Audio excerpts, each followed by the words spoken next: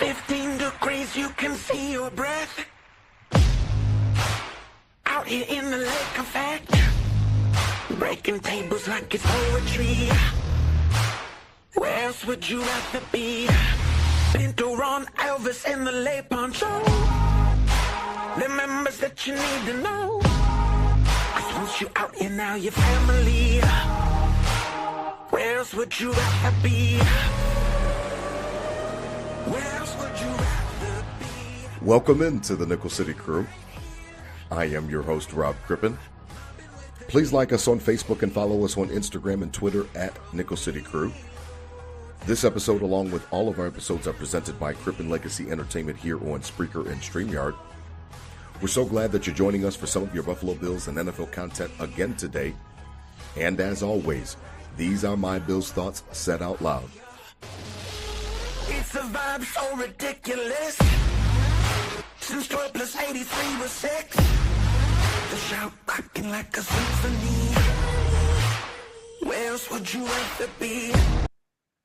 All right, let's get straight to it. Happy New Year, Bills Mafia, Nickel City Crew. Really excited for tonight's episode. We are in 2026, and I know that I'm not speaking just for myself. I know I speak for my co-host when I say Happy New Year, and I'm ready for 2026 to just be a great year. So joining me tonight, as always, my co-host Riding Shotgun.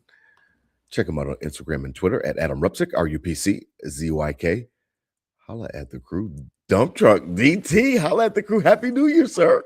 How you Nickel doing? City. Happy New Year, Rob. Happy New Year to you. Happy New Year, Rob. What do they say? Yuletide? I don't know. But Happy New Year, Rob.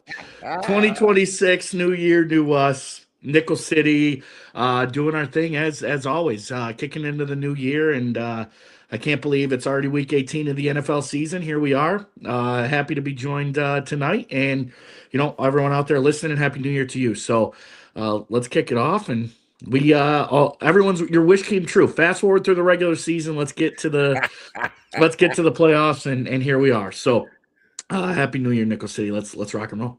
Yeah, man. Let's rock and roll, man. Happy New Year to the crew and to Bills Mafia all around. Listen, I'm excited for tonight's episode because DT kind of he pulled my card, and we didn't even share pre-show notes. He's absolutely right. This is my time of year. This is my time to shine, and because of that, I'm really DT. I just want to go over quickly what we saw on Sunday, and then I want to get to a fun part of the episode where we just talk about our memories and different things like that for Bills Mafia in respects to the stadium and the Ralph closing. DT, I mean, I've got a lot of family on my mother's side, and they're either here in Winston-Salem, right around Charlotte, where I am, about an hour and a half away, or they're in Philly, DT. I heard from my Philly cousins on Sunday, DT. It was bad. Listen, we give flowers to McDermott, and we're one of McDermott's, harshest critics. DT, his D stood up. His defense played well first half. Second half, I don't know, man. I know that it's not always popular to talk about 17 in a negative light. He had a bad game and made some bad decisions, and we'll quickly go through it before we get to the fun part of the episode. But last week, 13-12, Bills lost at home in the rain. DT, I kept telling my cousins, like, y'all are not better than us. Like, y'all got lucky. It was a bad game, man. I felt bad. Yeah, kind of bad all the way around, right? I don't love, number one, I don't love that uniform combo. I like the red uniforms, but I don't like with the white on the bottom. It looks like exactly like the Patriots alternate. It looks like the Giants when they wear their reds. It's just not unique. We could do better. And our rivalry uniforms this year, we're forgetting about that because of the loss. But so it started with that, literally pouring rain the entire time. That was another, cold 38, 40 degree rain, in the elements, a defense on their side that came out with a strong pass rush. We saw it last year in the Super Bowl against Mahomes. And I was a little nervous about it. And we saw every aspect of it against us here with Josh getting touched all too many times, getting sacked. What was it, 5 or 6 sacks. Yep, 5. We thought eight was bad against Houston late earlier in the year, and like really 3 is probably too much, and you're doubling that with 6. And He's been sacked 40 times this year, DT. yeah, after what 14 last year. 14 last year. Yeah, so obviously some issues. It's not just the line not holding blocks. It's also him holding onto the ball and trying to do crazy stuff with it. And but that's what we have to live with. Yeah, kind of just a bad game all the way around. The Philly faithful, they're like the NFC Patriots, right? The way their fans are and how brash they are, and the Patriots are brash, but at least I feel like they're, still a little like goody side, and then the Eagles are just straight dogs, man. They like to get down just like Bills Mafia, but they're just a little more, they're worse, non-heartfelt. They're worse. Yeah, they're worse. If you will. So yeah, if you had anybody you knew that was an Eagles fan, I'm sure they let you hear about it over and over and over again. But as we talked about last week, this game, you want to see you rolling. You want to see another win for the 11.5 win total. You want to see the boys kind of look comfortable in their home field, going into the playoffs against a good team. But the elements and some other things involved, I think, kind of wash that out, leading to really, we said last week, whatever kind of happened, if they got blown out, I wouldn't have cared. If we lost a close game, I wouldn't have cared. If we won, I really wouldn't have cared too much. So I had to stick to that, kind of mindset and mentality. But it still was kind of ugly. You don't like to see that, especially, you said it, from the man 1-7 kind of playing. Oh, he playing real bad. He had some bad plays. Playing real bad. I mean, that fumble was massive. Literally flipped the field. The ball, because he throws so damn hard. It bounced off the guy 50 yards reverse. If he would just, if he threw like a normal quarterback, they would have got it at like the 50. But it's a tough one. I think a lot of things came into factor with the weather. He's obviously not 100% healthy. He was getting touched all game, and then obviously it comes down to that final finale, that final play. No, he missed it. He yanked it. And we can't get it done because a lot of factors I think went into that. Him missing it's number one. I think probably the foot, whatever. He was touched so much that night. He felt the pressure and knew he couldn't take a sack on a 2-point conversion to end the game. It wasn't even any pressure. He could have stepped up.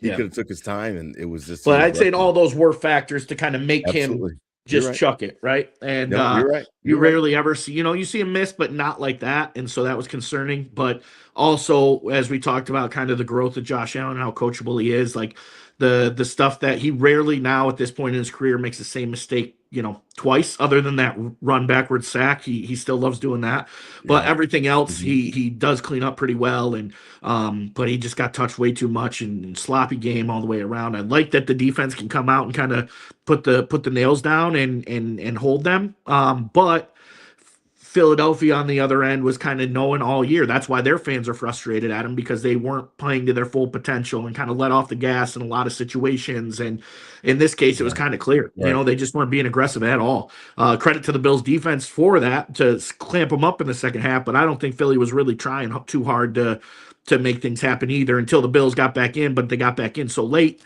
it didn't. Philly didn't have time to kind of turn their jets back on as well. Respond, so rough one. The weather said it all. It was just dreary all the way around. Nobody was happy. Josh was hurt, missed some throws, big turnovers.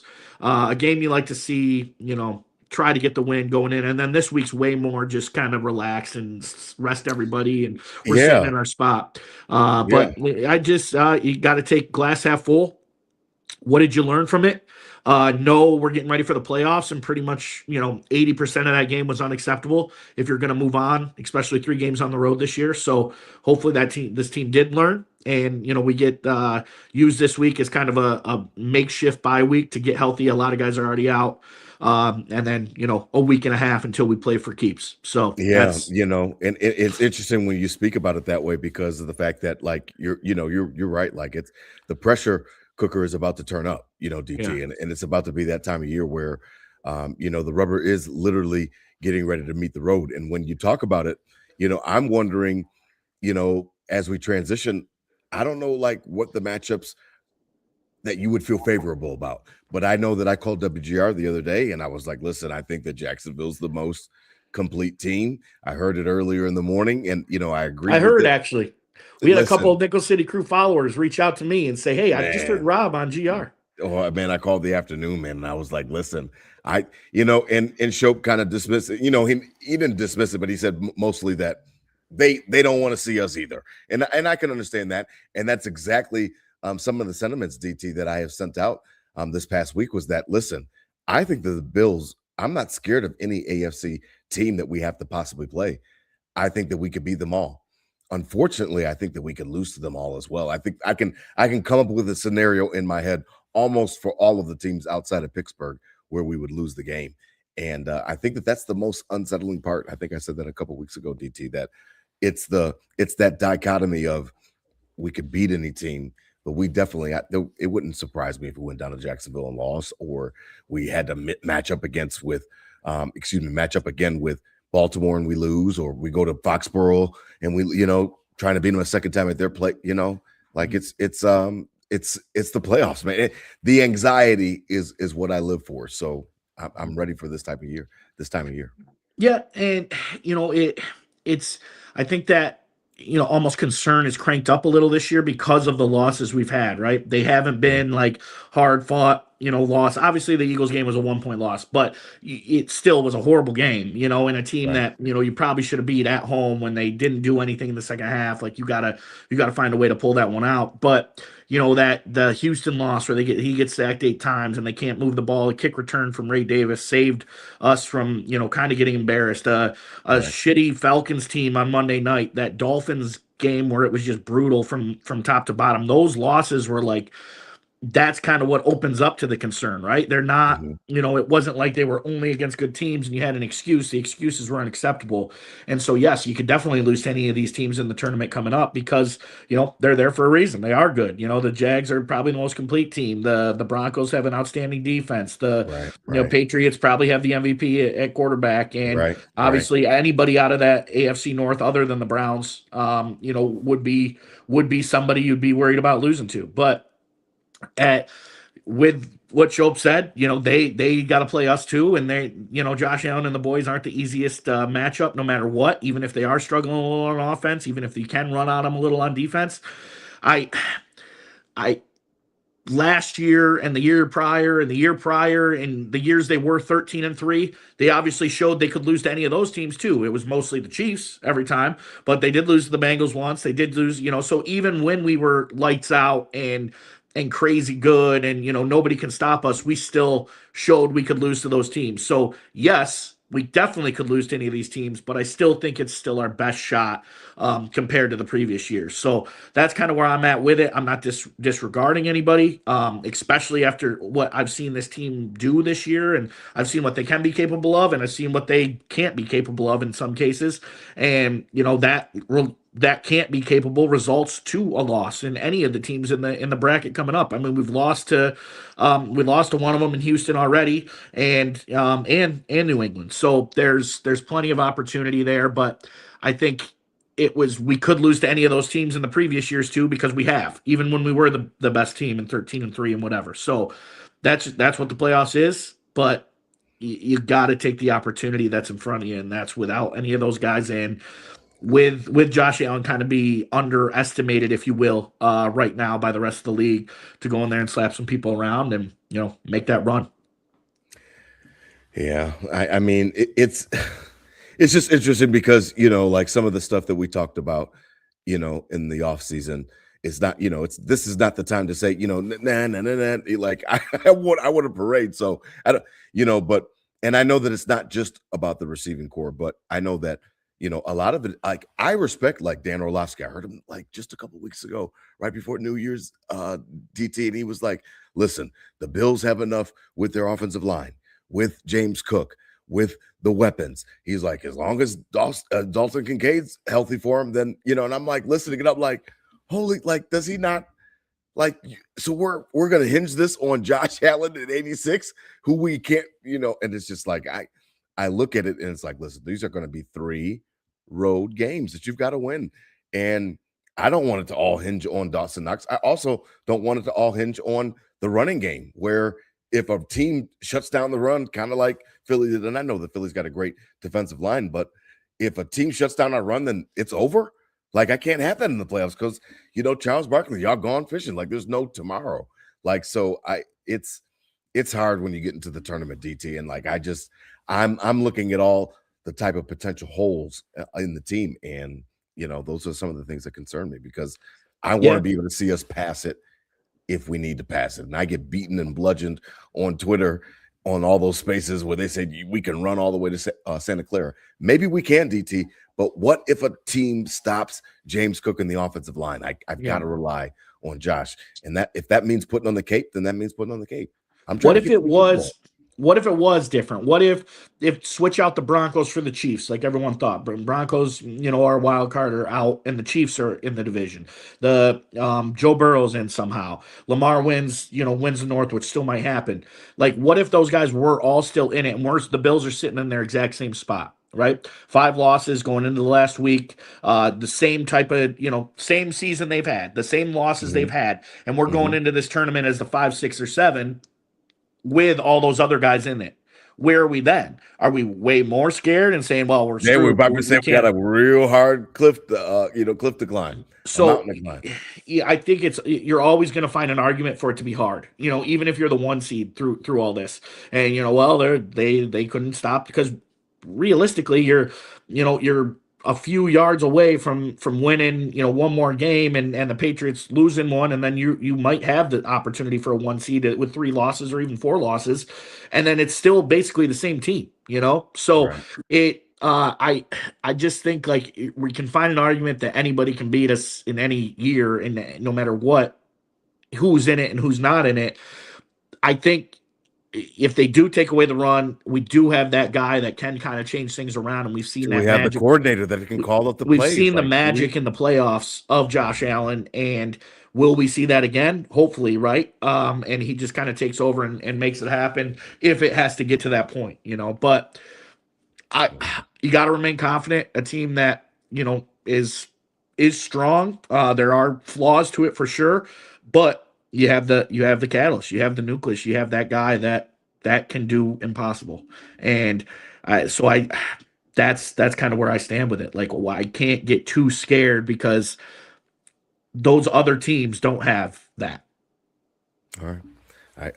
I'll stand out of your way on that. I mean, we'll talk about it much more next week as we get a little bit of more crystallization and finalization on Monday of who are we playing, where are we going, what does Nickel City Crew going. I mean, we are on the tailgate routine, and we're going to let you guys know because I think that it's a situation where we're going to Jacksonville and we're going to have an epic weekend. So we'll figure it all out. Now, as we transition, tonight's episode is presented as always by and sponsored by Queen City Vintage. Check out Queen City Vintage. Listen, our buddy Nick and Kai, they're running a great site. Happy New Year from Queen City Vintage. They are running a great absolute storefront right across from 40 Thieves. Listen, all of the Bills swag, Sabres swag. The Sabres won 10 straight now, DT. The Sabres are back, swords up, whatever. Listen, all of the gear that you need, the black and red gear for the Sabres, anything nostalgic, they've got it for you at Queen City Vintage. Check them out on Elmwood. Listen, DT, it's more than likely. I mean, we've got to have a couple things go our way. Obviously, you beat the Jets. That's easy. You should do that. But then they're talking about the different permutations, DT. You've got to have Houston lose or something like that. You've got to have the Chargers lose. Now, the Chargers are supposed to be, rolling out Trey Lance. So there's a way that you can get to the 6. I don't know if it's really realistic that you get to the 5. If you don't get to the 5 and you're the 6 or 7, as the kids say, this is probably it on Sunday, DT. This is the end of the Ralph, man. And what a ride it's been, because it's been the place that I know it's been special to both of us. I agree. I think it's pretty set. Literally. Texans playing starters, going against Riley Leonard and Phillip Rivers sitting down. Right. You got Chargers not playing Justin Herbert, no tackles, going up against the Broncos, who need the win to keep that 1 seed. Mm-hmm. And then who know if we're playing starters or not this week, you gotta, you might not beat the Jets. If you do beat the Jets, those 2 teams got to lose for you to move anywhere. So the 7 is really most likely. Yeah, you'll beat the Jets, but yes, it may not be worth the risk. will you? If Josh Allen plays the first snap and leaves, and Mitch Trubisky comes in, like I don't know, the Jets should lose. You You know should. that same thing happened last year in week 18 with the Patriots. Joe Milton came in and led them to victory, and it ruined Yeah. their draft stock. I mean, granted, it didn't matter because they're Right, murdering it right, this year, but it. I have really kind of zero trust in Mitch Trubisky, right? So I think James Cook might get a little more burn to get that rushing title type situation with Jonathan Taylor having a heavy dose. What is he, 60 some yards ahead of him? We're about 40 something ahead of them, but we'll know because of the fact that the Colts played before us. So because they flexed it to 425, we'll know, and the Bills offense will know What he needs. what Jimbo Okay. needs. Mm-hmm. So, I think 5's out, maybe the 6. And then, so most likely, they're saying then if Patriots stay, if they beat the Yeah, they Dolphins. say that it's most likely either we're the 6 and we're going to Jacksonville, or we're the 7 and we're going to place New England. To New England, yeah. To New England. I say it's more likely to be the 7, to be honest, Rob. Even if we win, I guess the Chargers would, because then the Chargers lose, we win, we bounce the Chargers, and we go 6, they go 7. Yeah, and then correct. Okay. And then at we're that point, that's we're where in Jacksonville. and that's why I think that is the most likely. I think that's Sure. what the analytics say is the most likely thing to happen. And Okay. and if it's Jacksonville, then I'm ready. You know what I mean? Like in respects to the fact that I did call up WGR. I did say that the Jaguars were the most complete team I feel in the AFC. That doesn't mean that Josh Allen can't come and take care of business. It's all going to come down to me for the offense, because it seems like the defense is turning a corner, GT. And I've got to give respect to McDermott, who I agree. I talk a lot of shit about, but the defense looks like it's turning a corner. So if that's the case, then it's all on Joe Brady and coming up with schemes and finding a way. Brandon Cooks is relevant in the game last week. Make that happen in the playoffs. That's the type of stuff I need to see, DT. Yeah, no, I agree. And as the defense tightens up, it feels like the offense takes a step back. But what better way to get back on step with the best quarterback in playoff history, as Mike Greenberg said this offseason. That's not even close. You're absolutely right about it. DT, tell me your first, and tell Nickel City Crew, for the listeners who are new to us, what is your first and most fondest memory of the Ralph, of Rich Stadium, of Highmark, whatever you want to call it? For me, it's always going to be affectionately known as the Ralph. That's how I grew up. I'm 5, 6, 7, and 8 for the Super Bowl run. So I'm a little bit older than DT, but DT, talk to the people about your first and fondest memories of the Ralph, man. Yeah, so we've told the story. Fell in love with the Bills as early as I could know what they were. My grandfather, diehard fan, he had season tickets, and I got the call to one of his games with season tickets. It was against the Detroit Lions. It was probably a November game, and because I kind of had to layer up a little. I had a Bills flag. And I put a shoelace and wrapped it around my neck so it was like a cape as the Bills flag, and that's what I wore to the first game. We met up with the people my grandpa would carpool with in Jamestown, New York. We get our breakfast in Aunt Millie's in Silver Creek, and we'd hit Twin Oaks, do a little tailgating, and walk our way into the stadium. I remember walking through for the first time that lot, which is now the new stadium, which used to be a parking lot, and seeing just the epicness of a Bills tailgate. And it's not just the social media made us new, but it's been like this the whole time, man. There's videos in the Super Bowl runs where people sitting in hot tubs in the middle of the January, jacuzzi. I wanted to recreate that, and then everything. So it was always like that. I remember somebody must have been trying to shotgun a beer or something and missed, and this beer was just laying on the concrete, and it was just shooting out like a fountain. It was just sitting there, spraying.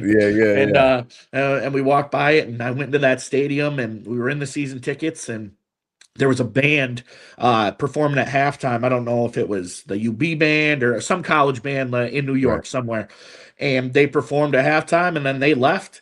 And the security guard came and got all the kids in the section and ushered us all down, and we got to sit in the front row, right in the end zone. They were in 113, the season tickets, so it was right to the right of the tunnel, behind the goalpost there.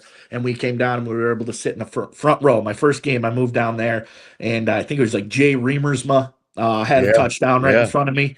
Yeah. And I remember watching that game clock and just not wanting it. I was hoping for all the TV timeouts, all the timeouts, pass only game. I didn't want that clock to tick down at all. I wanted to stay in that stadium forever. And I knew I loved the Bills, but after going to that first game, I was truly in love with them, man. And that was probably my first memory. A lot of memories since, which I'm sure we'll get into, but that was the first one. And I don't know, I was definitely under 10 years old. So we're talking well over 20 years ago.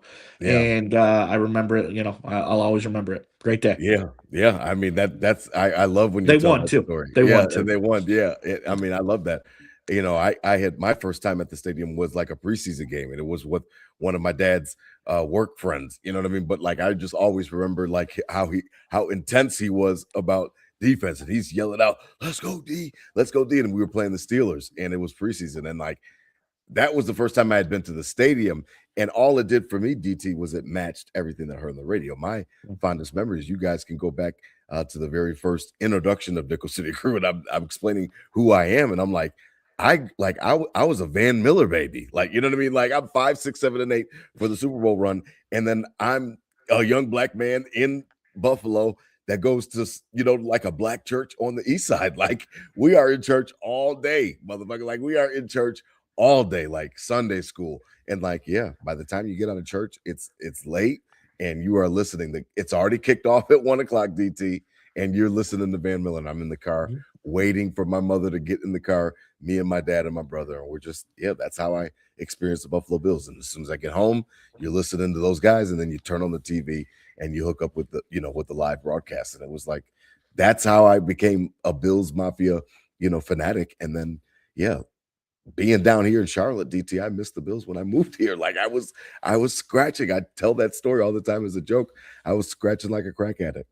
And I was like, I need my Bills. I moved down here to Charlotte in 06 and 09. I was like, there's no reason I should not be back with the second cheapest season tickets in the league. And Marv Levy's right. There's no place I'd rather be. When you call it home, DT, I don't know if you saw it or not. I think I told you about it pre-show.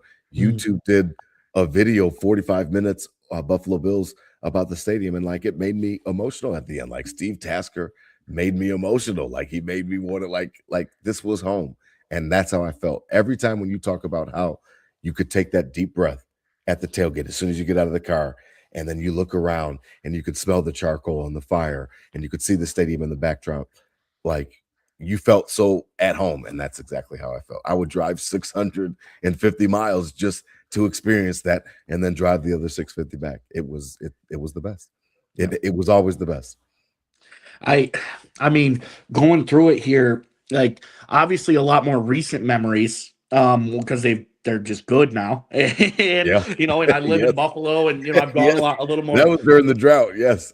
I've gone a little more frequently, but even during the drought, there's some great ones. The one of the games I went to in the transition of these season tickets, I went, I was out of college, didn't have a job yet, was helping with my buddy's landscaping and paving company, for that summer going into the fall. And we got tickets to the Vikings game, and Sammy Watkins, Kyle Orton, Scott Chandler, and they go down and convert a 4th and 23 with Scott Chandler down the middle, come down. I was in the end zone they were coming to, opposite of the tunnel, and Sammy Watkins with a nice little 3-yard out route to win it at the buzzer. And that was a great one. And then my first game with the season ticket, with Brandon and Stefan up in 329, was Colts opening day, Tyrod to Percy Harvin deep ball. We're in the standing Buffaloes. Right down that. And that was before we knew each other. That deep ball, right, and that was the end zone right in front of us, and that was a beautiful on the opposite thing. Side diagonal. Yep. To the then the perfect game. The perfect game was, I'll never forget that night being literally negative degrees in there, and stealing my notes. Just the party, man. The party was amazing. It was just everyone just happy, having a good time. The music kept going, and we just kept scoring. It was cold, and it was perfect. The divisional game last year against the Ravens, snow just kind of brushed the field. It wasn't a snow game. It was just just a brush, a dusting. Yeah, I'm standing there kind of, like getting emotional because it was just like if you drew a picture of like football and meaning and family and playoffs, and it was that, the lights vibrant and radiating, that snow just kind of touching the field, and obviously an epic game and a great win to advance last year. I took my mom to her first game ever last year against the Titans, and that flyover, and I remember her and I just having a great, emotional moment together when those planes went over, and how beautiful it is in there. And I mean, shit, Rob, I've basically sat everywhere in that place. From a suite one time with DaQuan Jones to everywhere in the 300s to a few times in the club to when 104 with you to the rock pile. I scored those 50-yard tickets at the Broncos game last year just on a whim. Brett and the boys in 129, been on that 5-yard line, been in the back end zones, been everywhere, man. Been everywhere, all over that stadium, and saw some good ones. Really saw way more good ones than bad ones, Rob. I really, I've seen them lose, for sure, but I'm like the bad Colts loss, the bad Eagles loss. I was in there for both of those, but I mean the positivity, even during the drought, there was like a time where I was going to like I think it was like my 10th game I went to before that. I was like 9-0 going during the drought, and then they lost to the Dolphins 1-10, and that was the first time I kind of saw Squish the Fish, and the guy had like literally a dolphin, like he was like pulling with a string, and everyone was jumping on it as he was walking, and they lost that. But like and then I went to way more but good games than losses, even during the drought, and obviously recently, there's been a lot more wins than losses anyway. Last year they didn't lose at home at all, but countless memories, all good ones. Beautiful place, man. Beautiful place. Man. I mean, it's funny because, and then that's where you can tell our age gap, and I think that's how it is with all of the Bills Mafia. Like you can always tell what fan is from what era, because like I was the season ticket holder when throughout when the drought was in its infancy, and we didn't even really know, like, is this thing growing? Like, is this a knot on my neck? Like you're asking your significant other, like, is something and it's one of those funny things. So like, I went through it, all where Brady is beating our heads in every year, and I'm driving up, because 06 is a revelation. 06 was the 50th anniversary. So there was a chance that like the drought was still early where we thought like, okay, this is just an aberration. Now we're gonna, get our quarterback and get it going, and it just didn't work out that way. So I've been a part of it since 09, and I mean, DT. It's funny that you talk about like all of the different memories, because I can remember great ones and not so great ones. But one thing that has always been great, DT, and I think that it's something that is, I guess we're really lucky to keep and hold on to, is the tailgating, DT. Like the tailgate scene is not changing. I will agree with, a lot of Bills Mafia that likes that I wanted the stadium downtown. I wanted a dome. Once Pagula wasn't building a dome and we weren't paying for it and help him pay for the dome, then I let those dreams go. And the second best choice would have been be across the street where it is. So I'm happy that like the tailgate scene it's all going to be the same, man. And I think that's kind of special. I mean, let's talk about that, man. We are professional tailgaters, Rob, and that takes reps. And shout out to the entire crew, top to bottom, from the start, and how we became friends, and and how close we are with everyone in that squad. And now, we got the new guys, the dump truck juniors and Johnny coming in, and they were us, they were me, Brandon, and Stefan 10 years ago. And now they're carrying it in, and we just keep growing and getting better. And the club dub, the tents up, and Kenny with the good smoke, and Ben like blows anybody's speaker out of. No, he telling the truth. Shout out to Kayla Fife. Shout out to Anna Kay, because they put out their little Instagram clips, DT, and they had the whole tailgate, scene, and it was like this whole running thing, and it was really well done, and it reminded me like, the grass lots, like that's where it all was, that DT's right. That's where we met. We met in the grass lots. And it was a situation where we didn't know each other per se beforehand, but then it just kind of all worked out where the Mafia means family. And DT, you're absolutely right. I was telling them that like the Anna K and like, you know what I mean, Kayla, they put out like the little Instagram thing, and it was like all this just running. And I'm like, man, that the tailgate right there, California Southwestern grass lots. We do it big every. I mean, it was the best place to be. There was no place that I wanted to be in America, in the world, on a Sunday morning. Like that's where I wanted to be, right there. And I'm glad we finally joined up as a because I always remember like I'd have to like split my time once we became friends. I did my thing. I worked over with you guys. Did my shotguns. We just combined forces like Voltron, like Captain Planet, and just made us unstoppable force. And there's some good tailgate. I mean, I put us up there with the best of them for sure. But there's some good ones in our lot. I mean, Elvis is in our lot, and he's there every time I'm there. Like early, if I'm like riding with Ben and Anna Kay or something, and we're there literally before sunrise, he's there too. A lot of good things with that, and before everyone wades into the main attraction, the tailgate's great. I've never had a bad time. The coldest, the rainiest, the tailgate never is the issue, right? It's always you might be a little cold in the game, but I've never like been uncomfortable, in a tailgate setting, no matter what the elements are, no matter what time of year, no matter who we were playing. There's always, even when we were booty cheeks, it was still like, okay, you never know. We might have a shot today against the Arizona Cardinals, who are 4-0 this week. I get myself hyped up every year. Yeah, I knew we had a chance to win every game, and that's what made it beautiful. And you kind of knew they always kind of kept it close, at least at home. And been everywhere in that stadium. One time I'll tell this story too. I sliced it was in my prime days when I was actually the dump truck, and I would basically make money on beating people in shotguns because I was so fast, and I got a little cocky, and was doing them bare hand, and thinking I was a professional, and I got my finger. Oh, I got my finger real bad. There's still right on the inside there. You can see the scar. Got it real bad, and obviously I had a couple that day, so it wasn't stopping too quick. The blood wasn't stopping too quick, and there just was who was next to us, just randomly, this group of ladies that were there on this girl's bachelorette party. She wanted to go to a Bills game, and there's just like 20 ladies next to us, and they had a diaper bag with them, and she duct taped the diaper to my finger. And because I was like, I'm not missing the game. It was early season against the Broncos. It was like 110 degrees. I think it was like week 2 maybe.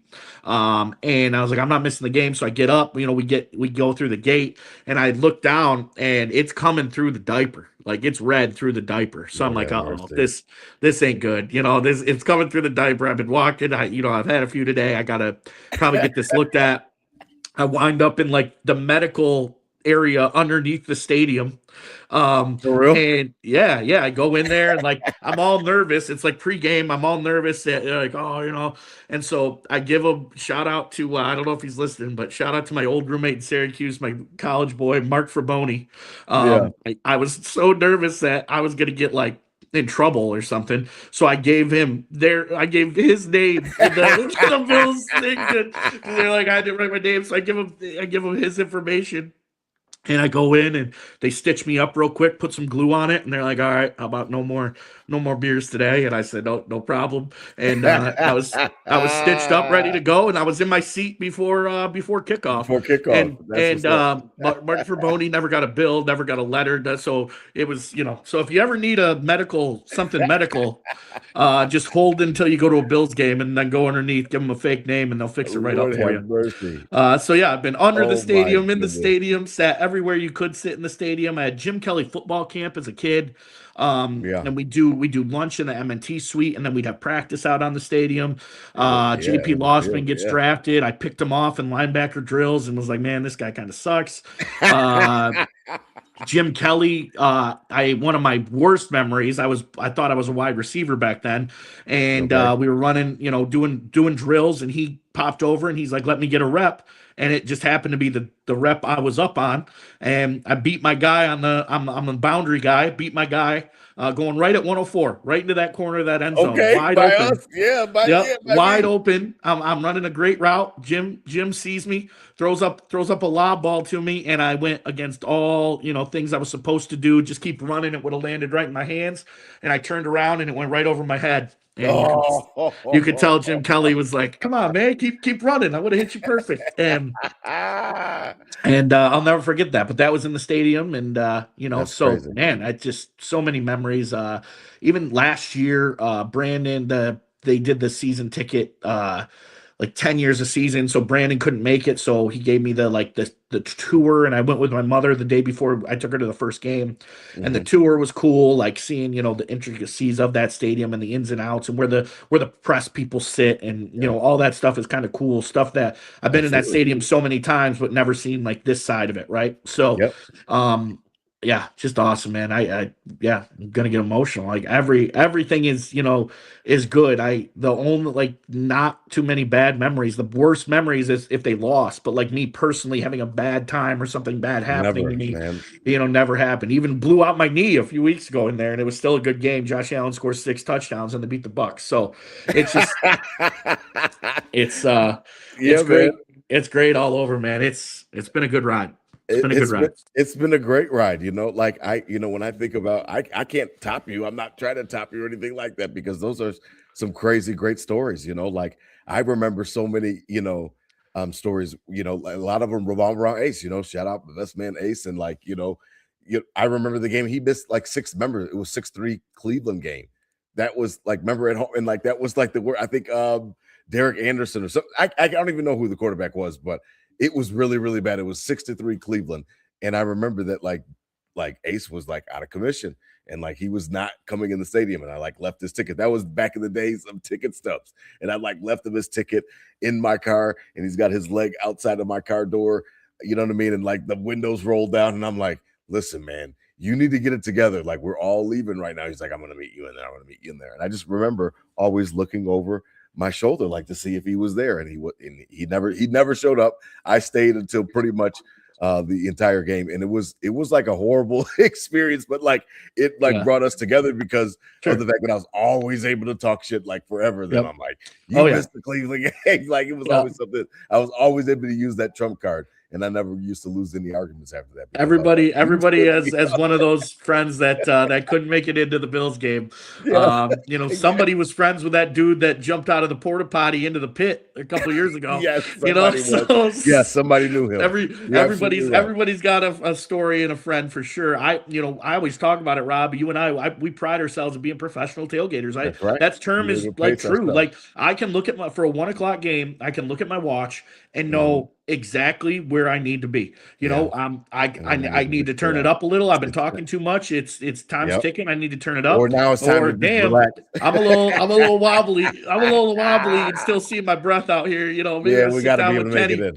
Yeah, get some ribs but I'm gonna get in that stadium. So that I knock on wood. There's the funniest shit is watching the other people that cannot handle, and they just. And I'm like, man, they never let them in. Last year, not to call my mother. I give her a lot of credit, but it was her first game, first tailgate, so she's it's overwhelming and everything's around her, and then everyone starts hearing, oh, it's your first game, do a shot with us, let's do this, and then it's 9:00. My mother, not a big lady, and I start kind of feeling it with her. So I'm like, hey, listen, it's a marathon here. You're with the professional. I'm not yelling at you, telling you what to do or not do. But if you want to make it in there and enjoy this thing, like, it's a procedure. You got to get some waters incorporated soon. Yep. So follow me and we'll get it. But yeah, it is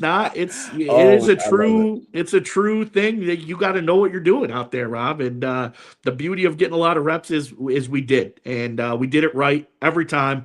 And God bless everybody for that. Yeah, man. Shout out to Bills Mafia tonight. This is such a nostalgic night. Shout out to Nickel City Crew. DT, I started this podcast, and that the literal first episode was -5 degrees, below, and exclamation point, question mark. And like, it was funny because, I mean, you listen back to that show, and like, it doesn't even sound anywhere close to the same, but it's funny how far we've come. DT, we're in season 5 Like next season, we'll be in season 6 before like, and it's just like a lot has come in that stadium and a lot has happened. And like I remember, and that's probably like that is my 51-3. You know, they asked on the radio this morning, they're like, if you could transport yourself to any, you know, Bills game in home game in history, where would you go? And like, I immediately was like 51-3. Like that's my, my Bills, dream is like to be able to be old enough to, feel it and to, you know what I mean? Like the guys in the jacuzzi and just all of it. You know what I mean? I was 5, 6, 7, and 8. You don't get a chance. I just remember that we weren't going to church that day. And then my mom let us get candy from Wegmans and we getting, you know what I mean? A whole bunch of, M&Ms and stuff like that. And like, that was the biggest thing. And then remembering Scott Norwood's kick and missing it. That's like the jog memories of all of those Super Bowls. Is just like, we don't have to go to church that day and we get candy. My mom lets us get candy that day. And like, DT, it's been crazy. That was probably my favorite time being in the stadium, man. Was just like, it was cold. It was anticipated to be cold, but I promise you, it was like the third quarter before I even realized I was cold because I was having so much fun. Yeah. I mean, no punts, touchdowns every possession. It was, I called it perfection in the park. I called it perfection. The first tutty was right in front of you in 104. I literally was. So that's COVID time. So don't forget that's post-COVID. So everybody had to have a card or something like that. So Bills Mafia, you already know how we get down. We'll make sure that we get in the stadium. By the time that the actual fireworks were going off after the anthem, it was already dark. So then they've got cops out there with the flashlights, the sheriffs, and eventually they're just like, just go, like, you know what I mean? Like, they're not trying to be dicks and like keep us out of the state. Like, you know what I mean? And like everybody's rushing. I ran full speed after I got down those stairs. You go down the stairs, and then everything else is on a ramp, and I can feel good about my speed on the ramp, not stairs. I'm not trying to bust my ass on the first set of stairs coming in, but yeah, after I got to the stairs, we ran, and Josh Allen was scrambling out to the right and passed to Dawson Knox for that first touchdown, and that's my first Instagram. Shout out to my boy Dion Brown. Like that's my first. He helped me with my first Nickel City Crew Instagram post, and it was like a compilation of like highlights, and that was the first highlight. I ran into the stadium at my seat, and Josh Allen threw the ball right to Dawson Knox, right in front of my seats. Shout out to Section 104. That's awesome. That just sparked one, for me. Still this is drought time. I think it's like the first year they have Thursday Night Football. And we're hosting Dolphins, and I lived I was still in college, and me and the boys, you came out that day, tailgated, and same deal. We were a little late getting in. We didn't know the procedure back then, what time you had to leave to get into your seat at the right time, any of that. We were getting in a little late. And I remember I bought a hoodie by one of the peddlers there right on Abbott. One of those like, like one of those makeshift hoodies. And with it had like CJ Spiller on it or something. And I'm coming down. I was not in 104, but I was on the other side. I was same end zone, just on the other side of the goalpost. Whatever that was. We were down there. We were like row 3 or 4. And was it Roscoe Parrish? It might have been. Roscoe Parrish, number 11. Yeah, Roscoe Parrish. It was Roscoe Parrish coming, returning a punt. And we were coming, same deal. We were walking down the stairs into the seat, and he returned that punt right at us the whole way, right into that end zone. And I was going nuts. We were celebrating. First quarter ends. I feel in the hoodie pocket I bought, my phone gone. Not in the hoodie pocket. Oh no. And I'm like, oh shoot. And, obviously looking all over, looking on the ground, there's thousands of people, shit's everywhere. Sure. It's dark out. I've had a few, and I'm like, shoot, like and this was like a series in my college career. I was just blowing through phones. Like it was horrible. Like I kept breaking one. I lost one. I had my mom's pink Motorola Razor at one point because my parents were like, we're not getting you any more phones. Like this is ridiculous. Then they bought me an indestructible phone, which was like, that was a bad idea because what's the first thing a college kid's going to do when they have an indestructible phone? Drop it from something high. try to destruct it. And it is not indestructible. It was destructed. It was destructible. And whatever phone I had at the time, gone. And I'm freaking out. I'm like, oh no. And like, I was like, we were having such a good night. We were enjoying it. And now I lost my phone and I'm just looking and can't find it. I'm texting my mom off Noah. Noah's with me. I'm texting my mom off Noah's phone, like, "Hey, I lost my phone. I'll call you later." Oh And my then God. I go out to the bathroom. I come back in and I come in the wrong, section because it wasn't our season. See, it was before seasons, anything like that. I Yeah. came in the wrong section, so I came the section over, Yeah. and I'm going walking You got to down, walk across and you and found I your fucking realized phone. oh shit, I'm over there, and I go to like go across the row, and it just like a shine catches my You peripherals, found your and phone. it's like jammed up underneath a seat is my phone sitting there, all good, not broken. It's a section over underneath the bleacher seat. Like Yeah, like you an had it hour too. later, I just randomly find it. It was incredible how that even happened. But yeah, Roscoe Parrish brings it back right in front of us, punt return. They beat the Dolphins on that Thursday night, and I found my phone. That was crazy. I love that story. That's a Yeah. good one. That's a good one. I mean, I remember, for sure as we wrap up tonight, I remember, like, Pancake House DT and like watching that, like you'll see it when you watch that YouTube thing from the Bills, like it's emotional, like, and like they, you know, everybody talks about how like how much emotion was in that building and stuff like that. And Nickel City Crew, DT and I had my Kings, my oldest two Kings, Bobby and Nate, on their first. This was their first ever regular season game. We've been to many of the preseason Kids Day games, but this was the first one regular season. I always told them, I'm like, I need to wait till they're like old enough where, like, if something goes crazy, or people talking crazy, they're not going to look at me like, oh my gosh, Dad, did you hear that, man? Like, nothing crazy like that. Like I talk worse than some of these people, but like, you know what I mean? You might see some shit or you might hear some shit, and I wanted them to be able to handle it. So they came a couple of years ago, and we met up with DT. I picked them up, and we went to the Pancake House. Now, there's only two that I know of in Buffalo, DT. Just Nickel City Crew. That's what I grew up on. I grew up in Star Point, and then when we moved to Williamsville Pancake House on Main Street. Well, there's another one, and I didn't know that there was another one in Orchard Park, right up the road from the stadium. And DT, we had breakfast, and we're leaving. We had a great breakfast. DT crushed some pancakes, everybody crushing sausages and eggs, and we're getting moving. And just the mafia all throughout the entire Pancake House. And we leave, and we're headed up Abbott, Southwestern, excuse me. We're headed up Southwestern, and DT just goes to the boys, and he's like, "Listen, fellas," he's like, I feel a kick return today." And I'm like, get out of here. Like, get out. You know what I mean? And I'm totally not giving DT any credence or anything like that. So we get into the stadium. It's their first game. We got we make sure that we're again tailgate professionals, like DT said. We're I'm a dad on duty. I'm making sure that I'm staying respectful. And we had a great tailgate. The boys catching footballs and stuff like that. They're running around. We go into the stadium. They catch the pregame, and then all of a sudden, I mean, DT ain't lying. It was a situation where DT, I couldn't even believe it. And Hines is coming to us. So when I watched the little YouTube thing today, that made me like, there was two times I got emotional. I got emotional watching that. And then I got emotional at the end. Steve Tasker, just like the way he closed out that shit after 45 minutes of all this nostalgia hitting you in your Bill's soul and punching you, like, to be Mike Tyson in the rib cage of your Bill's soul. I broke down at the end of the way Steve Tasker was describing it. And DT, that was special though, because Hines is running at us, and all I could do was look back at my sons. I was like, Uncle DT, he called it. And DT, I'll never forget that for the rest of my life. In my Bill soul, it's etched in like the Force rolls. That was so awesome, man.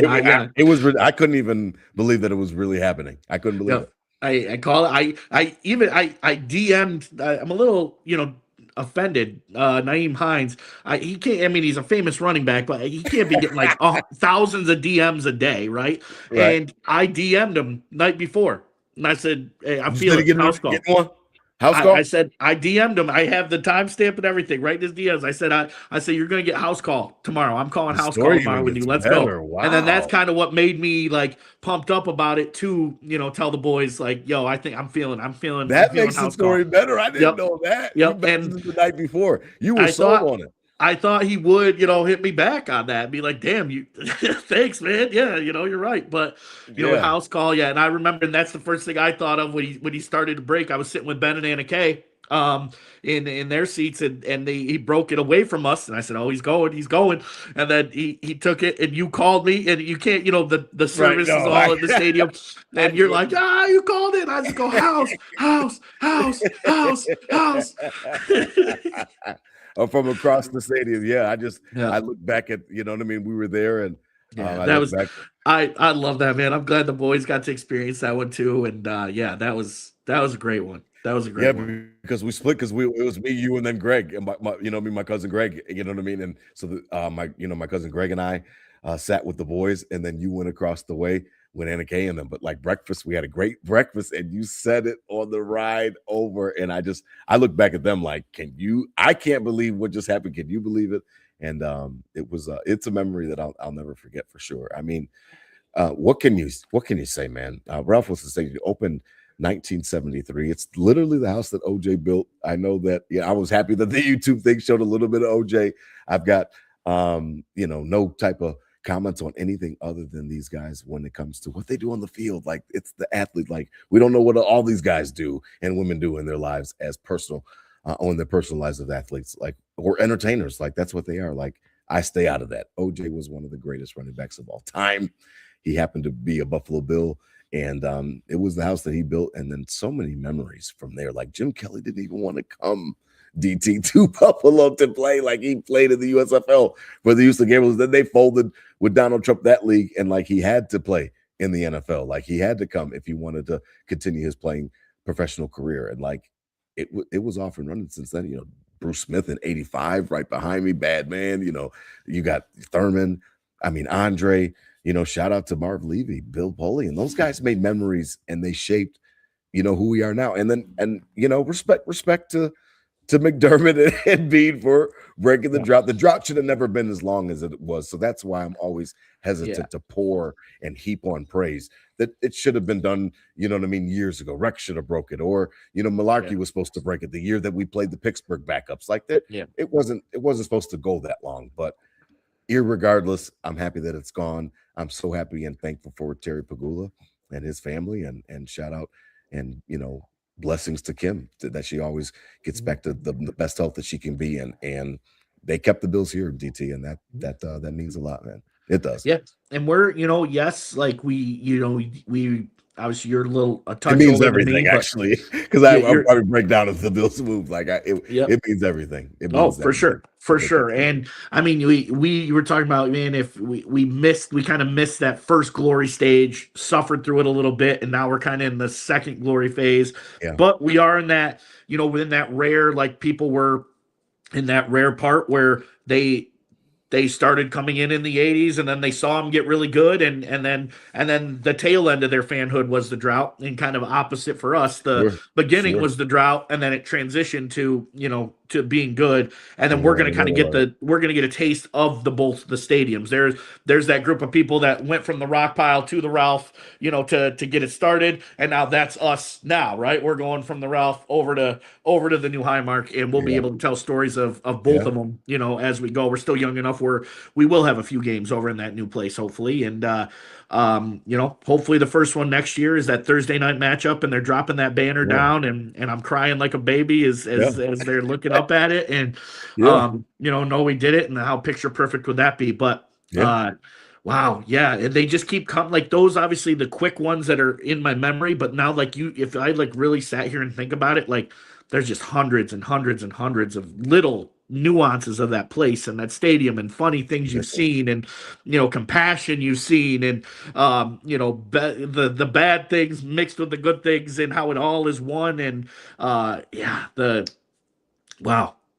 Yeah, it really does. I knew it was coming. You knew it's coming all year, but now it's actually here, and it is going to be the last time they roll out in that field. And I've been watching the Tampa Bay Buccaneers, this documentary on Amazon Prime, and it's basically just a cool, like, it's called Raise the Flag Bucks or something, and it's just their whole team history. And I was always kind of interested in them. I like that John Gruden Super Bowl team was always fun. I remember like playing with them in Madden back in the day. I was always a Bills fan, but I know it's the Madden, Bucks were man. cool, It's right? Madden. We The try to Bucks get were cool. W's. And I didn't really know, and they talks about how they're an expansion team and how they were literally horrible for years, and then they finally got a quarterback and they didn't pay him, and then finally they broke through and got that first Super Bowl. And they beat the Eagles the year they got their Super Bowl. They beat the Eagles in the NFC Championship, kind of That's a right. similar to like a Bills Yeah, Chiefs. that's They Andy were Reid. playing He the went Eagles to every year in the yeah. playoffs, and the Eagles would beat them every year. And it was like the boogeyman was the Eagles and Donovan McNabb and Andy Reid, and they took down the Eagles in the Link, the last game. Not the Link. The war. What was the Eagles' old field? Veterans Veteran Memorial. Stadium.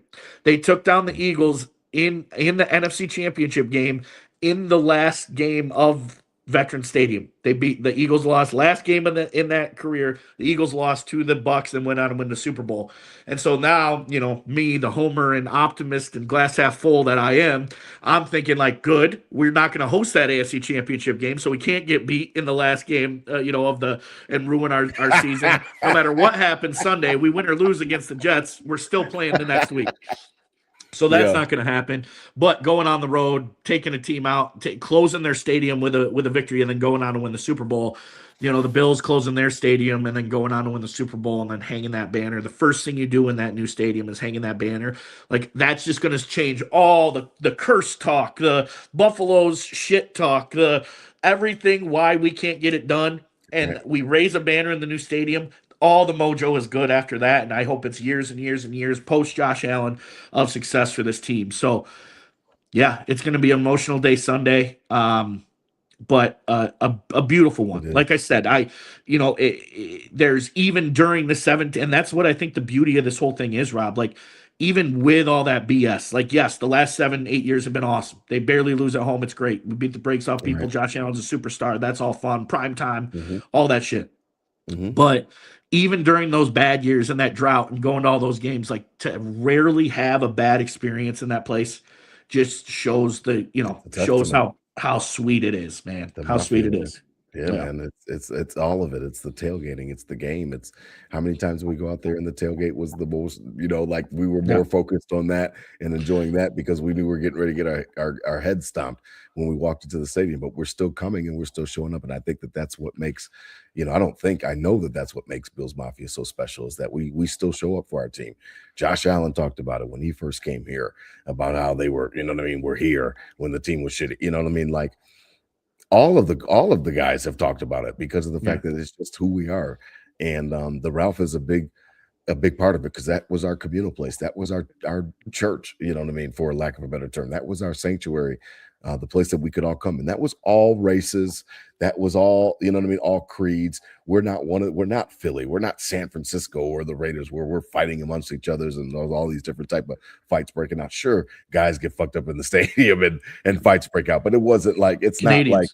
not like, Yeah, it's not always, one of those crazy things where that's what we're known for, anything like that. If anything, we're known for our hospitality. You come through our tailgates with a respectful attitude. We're feeding you.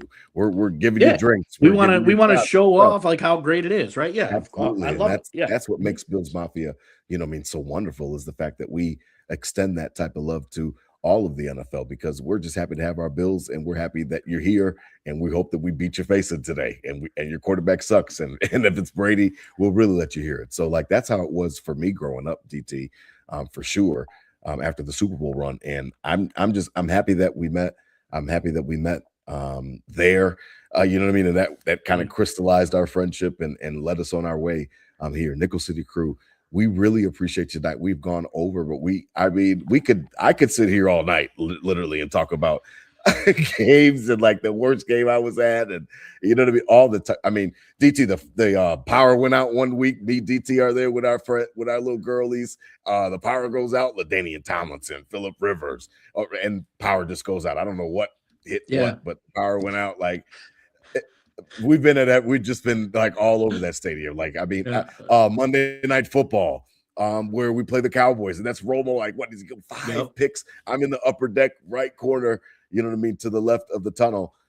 totally diagonal from my season tickets. You know what I mean? I didn't even have season tickets back then. And like, yeah, man, like that night, it was shitty that we lost. And then I'm arguing with my ex-wife after the game, and we're trying to buy the car that we came in. And like, it was, we both got stories forever. Yep. That stadium, I'm going to miss it, DT. I am going to miss it after Sunday. I am. Definitely. There'll be it'll be nice to have some, amenities in the new stadium from truly zero. That's what the stadium is so like, all these memories and all these good times with the stadium being by far the worst stadium in the NFL. Like, when it comes to amenities and anything else, like it's literally a concrete bowl with some, aluminum troughs that you piss in. Like it literally couldn't be worse. And you still and it's still one of the most beautiful places I've ever seen, right? So it'll be nice to have amenities. It'll be nice to have an actual, professional stadium that you go to and watch a game in. But looking forward, hopefully, I have a family someday and I can start creating, those memories in that new stadium and tell them about all the times back in the old stadium and, all the fun we had and how that's transitioned to the new one. But yeah, it's everything. You can't play there forever. Like I agree, the stadium sucked, but the experiences in it were you couldn't replicate that anywhere else, and it's beautiful. Beautiful. No, man, it is beautiful. It's been a beautiful ride. So, goodbye, old friend. Nickel City Crew, Bills Mafia. Appreciate you, joining us tonight. Listen, out there, spread love, not hate this weekend and every weekend. I mean, just have a great time. If you're out there, DT and I will be back next week before the playoffs.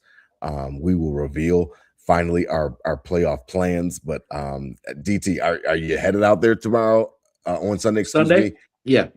Okay. I got it. Yeah, I don't have a plan yet, but I gotta at least pay. I don't know about going in.